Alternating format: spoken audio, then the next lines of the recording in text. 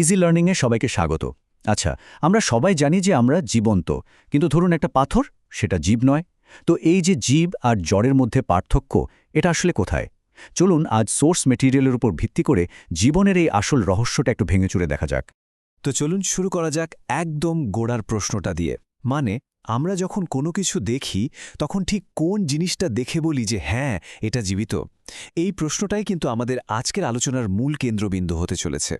দেখুন, সাধারণত আমরা কি দেখি? একটা কুকুর হয়তো দৌড়াচ্ছে, কোনো মানুষ শ্বাস নিচ্ছে, বা একটা গাছ ধীরে ধীরে সময়ের সাথে বড় হচ্ছে। এগুলো দেখেই আমরা বুঝে যাই যে এরা জীবন্ত। কিন্তু একটু ভাবুন তো, যখন সেই কুকুরটা বা মানুষটা ঘুমিয়ে থাকে, বা একটা গাছকে দেখে একদম স্থির মনে হয়, তখনও তো তারা জীবিত, তাই না? তার মানে ব্যাপারটা এতটাও সহজ নয়। জীবনের আসল পরিচয়টা শুধু চোখে দেখাই নড়াচড়ার মধ্যেই কিন্তু সীমাবদ্ধ না। তাহলে আসল রহস্যটা আসলে কি? আসল রহস্যটা লুকিয়ে আছে এমন এক চলাচলে যা আমরা খালি চোখে দেখতেই পাই না। এটা হলো আণবিক স্তরে চলাচল, মানে একেবারে মলিকুলার লেভেলের মুভমেন্ট। আর জীববিজ্ঞানীরাই এটাই বলেন যে এই অদৃশ্য আণবিক চলাচলই হলো জীবনের মূল ভিত্তি। এটা ছাড়া জীবন সম্ভবই না। তো জীবনের এই অদৃশ্য কাজটা ঠিক কি? আচ্ছা, এভাবে ভাবা যাক। প্রত্যেকটা জীবন্ত শরীর কিন্তু একটা খুব সুসংগঠিত কাঠামোর মতো, একদম সাজানো গোছানো। কিন্তু আমাদের চারপাশের পরিবেশের কারণে এই সুন্দর কাঠামোটা কিন্তু সব সময় ভাঙনের মুখে পড়ছে। মানে একটা বিশৃঙ্খলা তৈরি হতে চায়, আর এই বিশৃঙ্খলার বিরুদ্ধেই শরীরকে টিকে থাকতে হয়। আর তার জন্য তাকে দিনরাত একটা মেরামতের কাজ চালিয়ে যেতে হয়। আর এই যে লড়াই, এই যে টিকে থাকার চেষ্টা, এটাই হলো জীবন প্রক্রিয়া। এগুলো হলো সেই সব অসাধারণ রক্ষণাবেক্ষণের কাজ যা আমাদের শরীরে ২৪ ঘন্টা ৭ চলতে থাকে, ঠিক যেন একটা দক্ষ মেরামতের দল। এই প্রক্রিয়াগুলোই আমাদের শরীরের ভাঙন আটকায় আর আমাদের বাঁচিয়ে রাখে। এই যে বললাম মেরামতের দল, এই দলের কিন্তু ৪ জন প্রধান সদস্য আছে। প্রথম কাজ হল জ্বালানি জোগাড় করা, একে আমরা বলি পুষ্টি। তারপর সেই জ্বালানি ব্যবহার করে শক্তি তৈরি করতে হবে, তাই না? সেই কাজটা করে শ্বসন। এরপর কি? সেই তৈরি হওয়া শক্তি আর অন্যান্য জরুরি জিনিসপত্র শরীরের কোনায় কোনায় পৌঁছে দিতে হবে। এই ডেলিভারির কাজটা হল পরিবহন। আর সবশেষে এই সব কাজের পর যে আবর্জনা বা বর্জ্য তৈরি হয় সেগুলোকে শরীর থেকে বের করে দিতে হবে। এটাই হলো রেচন। চলুন এবার এই দলের প্রত্যেকের কাজটা একটু কাছ থেকে দেখা যাক। তো দলের প্রথম সদস্য পুষ্টি।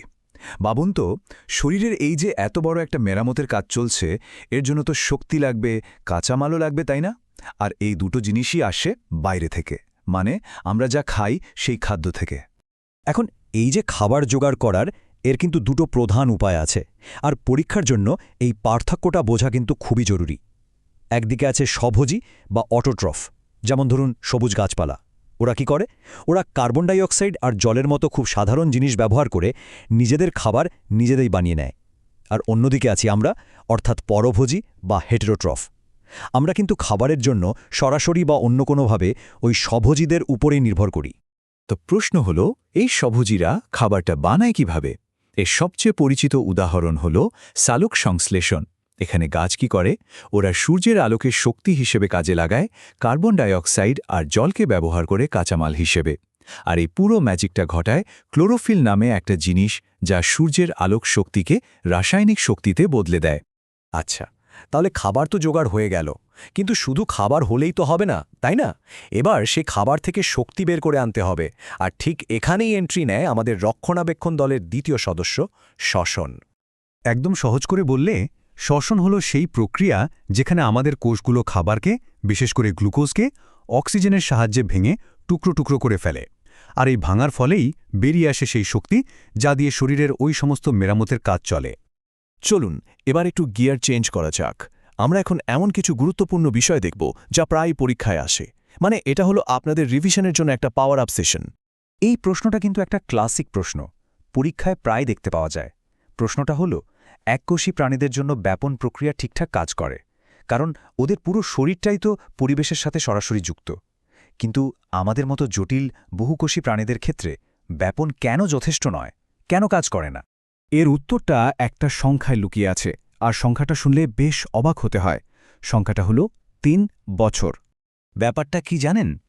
যদি শুধু ব্যাপন প্রক্রিয়ার ওপর ভরসা করে আমাদের শরীরে অক্সিজেন চলাচল করত, তাহলে ফুসফুস থেকে একটা মাত্র অক্সিজেনের অণু আমাদের পায়ের আঙুল পর্যন্ত পৌঁছাতে সময় লাগত প্রায় ৩ বছর।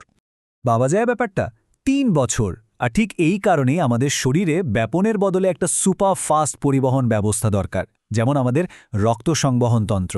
এই সিস্টেমটা মাত্র কয়েক সেকেন্ডের মধ্যে শরীরের প্রত্যেকটা কোষে অক্সিজেন আর পুষ্টি পৌঁছে দেয়। এখানে উদ্ভিদ আর মানুষের পরিবহন ব্যবস্থার মধ্যে একটা বেশ মজার পার্থক্য আছে। দেখুন, উদ্ভিদের শক্তির চাহিদা কিন্তু অনেক কম, তাই ওদের পরিবহন ব্যবস্থা মানে জাইলেম আর ফ্লোয়েম একটু ধীরে সুস্থে কাজ করলেও চলে যায়। কিন্তু আমাদের মতো প্রাণীদের তো প্রচুর শক্তি লাগে, তাই না?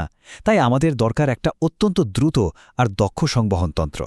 তো চলুন যা যা আলোচনা হলো তার উপর একটা ছোট্ট কুইজ হয়ে যাক। প্রথম প্রশ্ন, স্বভোজী পুষ্টির জন্য কি কি প্রয়োজন? অপশনগুলো একবার দেখুন। একটু ভাবলেই উত্তরটা পেয়ে যাওয়ার কথা। হ্যাঁ, একদম ঠিক। সঠিক উত্তর হলো ডি, ওপরের সব কটি। আচ্ছা, আরেকটা প্রশ্ন। শ্বসনের সময় যে পাইরুভেট ভেঙে শক্তি, কার্বন ডাইঅক্সাইড আর জল তৈরি হয়, এই ঘটনাটা কোষের ঠিক কোন জায়গায় ঘটে? মনে করার চেষ্টা করুন তো। একদম সঠিক উত্তর হল বি, মাইটোকন্ড্রিয়াতে। আমরা তো রক্ষণাবেক্ষণ দলের 4 সদস্যের কাজ আলাদা আলাদা করে দেখলাম। এবার চলুন পুরো ছবিটা একসাথে দেখি, কিভাবে ওরা একটা পারফেক্ট টিম হিসেবে কাজ করে। পরীক্ষার জন্য এই 4টি জীবন প্রক্রিয়া মনে রাখার একটা সহজ উপায় আছে। শুধু মনে রাখুন নার্ড মানে NERT। এখানে N হলো নিউট্রিশন বা পুষ্টি, E হলো এক্সক্রেশন বা রেচন, R হলো রেসপিরেশন বা শ্বসন, আর T হলো ট্রান্সপোর্টেশন বা পরিবহন। ব্যাস, এই দলটাই কিন্তু জীবনকে চালিয়ে নিয়ে যায়। আর সবচেয়ে জরুরি যে কথাটা মনে রাখতে হবে সেটা হলো এরা কিন্তু কেউ একা নয়, সবাই একে অপরের সঙ্গে জুড়ে আছে। ভাবুন, পুষ্টি ছাড়া শ্বসনের জন্য জ্বালানি কোত্থেকে আসবে? আবার শ্বসন ছাড়া শক্তি বা তৈরি হবে কি করে? আর পরিবহন ছাড়া সেই শক্তি বা পুষ্টি শরীরের কোনো কাজেই লাগবে না। মানে এটা একটা সম্পূর্ণ নিখুঁত সিস্টেম। তো আজকের আলোচনা শেষ করার আগে একটা প্রশ্ন রেখে যাই। আমরা জানলাম যে জীবন মানে হলো অবিরাম চলতে থাকা এক অদৃশ্য মেরামতের কাজ। এই ধারণাটা আমাদের নিজেদের স্বাস্থ্যের যত্ন নেওয়ার ব্যাপারে নতুন করে কিছু ভাবতে শেখায় কি? এই রকম আরও অনেক কিছু শেখার জন্য আমাদের চ্যানেল ইজি লার্নিং সাবস্ক্রাইব করুন।